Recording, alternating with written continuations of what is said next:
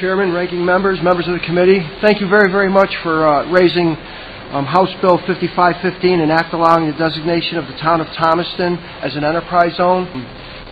And Thomaston's a manufacturing town, and every neighborhood you go in, there's a little screw machine shop, maybe a tool and die maker, a carbide guy, and then we have larger manufacturers, Ward Leonard, Summit Finishing, Quality Rolling and Deburring.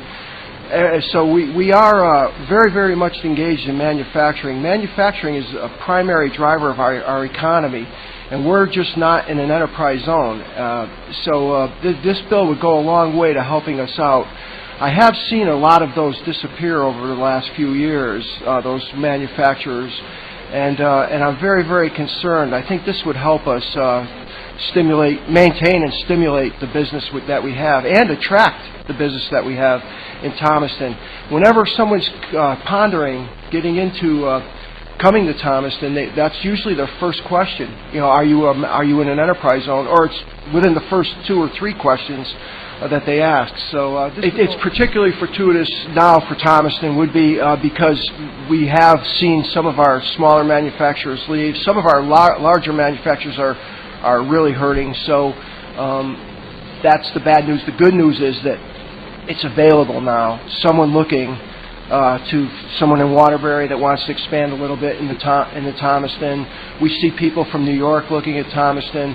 First question is always, are you in an enterprise zone? So I'm First Selectman Ed Mone, and I'm here from Thomaston. And obviously I'm here in support of John Piscopo's amendment to HB 5515.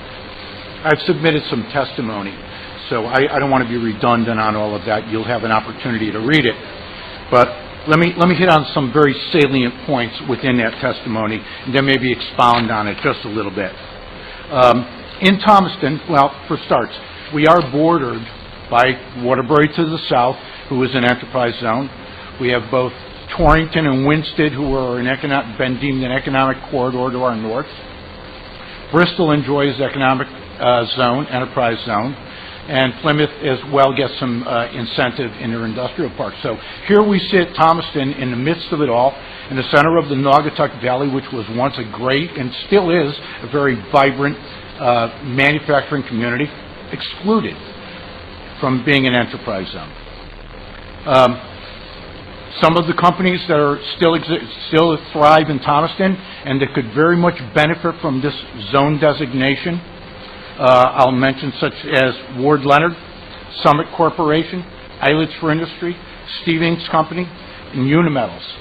Another very interesting development, and many of you may be aware of it, is the old Plume and Atwood site is finally, after many, many years of stagnation and a great deal of effort on our own part, beginning to be remediated, cleaned up. Old buildings are coming down that were crumbling. The grounds are being cleaned up by the present owner, and soon this will be on the market, I would hope.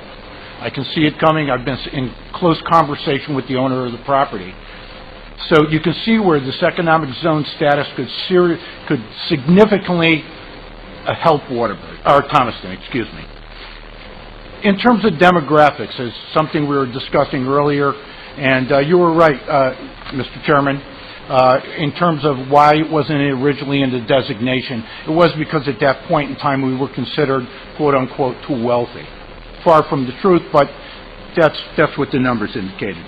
But at this point in time, let me give you some statistics that were preened from the 2011 census, the most recent we have.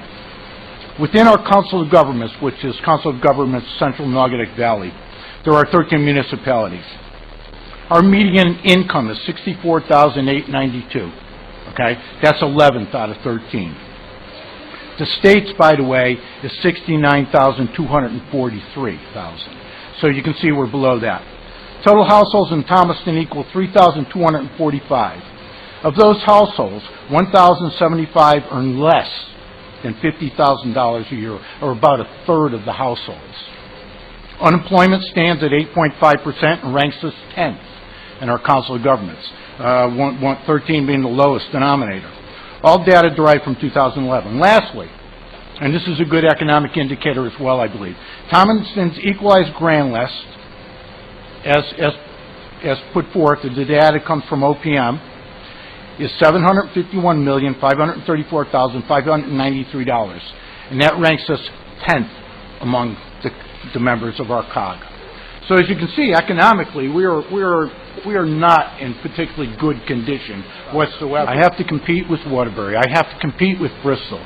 I have to compete with Torrington. That's where I lie. I have these businesses in my community who are still good employers. And my point is this also. I have the Plume and Atwood property, which soon may come on board. And if I can provide, or we can provide collectively, some economic incentives, this could become a very well-utilized property. It's been underutilized for probably 30 or 40 years now, since the Plume and Atwood company closed many years ago. I have one manufacturer who came to me just the other day and wants to expand within Thomaston. He's asking me, what can you do to help me out? Ward Leonard, a very productive company in our community. They've been doing great. They have highly skilled employees. They employ a lot of engineers. So we're talking about good paying jobs. Have some property adjacent that which they now own. If with these incentives in place, they may well be interested in expanding as well. So what I'm seeking is for the state to partner with me and the town of Thomaston to be able to improve our economic climate in Thomaston. Not only will it benefit Thomaston, but it'll certainly benefit the whole region, because what it'll do is it'll provide for the jobs that we're also crucially looking for. And these in manufacturing, I think we would all agree, are good paying working wage jobs. And of course, Ward Leonard with engineers better than that. I'm seeking this assistance so that I can move the town along and we can move the state along together. Point well made and well taken.